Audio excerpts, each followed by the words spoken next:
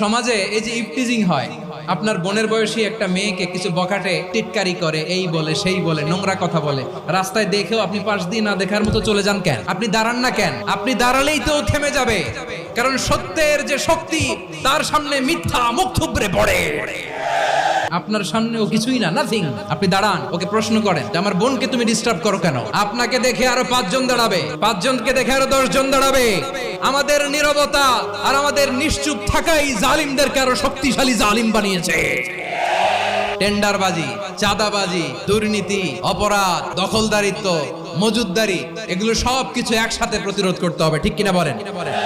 এই যে নতুন বাংলাদেশের এক সুযোগ এসেছে, আর জীবনে হয়তো আসবে। আসুন দেশটাকে আমরা সাজাই, আসুন আমরা এক দল আরেক দলকে নিশ্চিহ্ন করার যে রাজনীতি, এটা বন্ধ করি। সব দলের প্রতি আমার আহ্বান, আল্লাহর শপথ নিয়ে বলি, এই নাসিহাত গুলো সবার জন্য, সব দলের জন্য, সব মতের মানুষের জন্য। আমরা কোনো দলের প্রতি মানুষকে ডাকি না, আমরা ডাকি ইসলামের দিকে।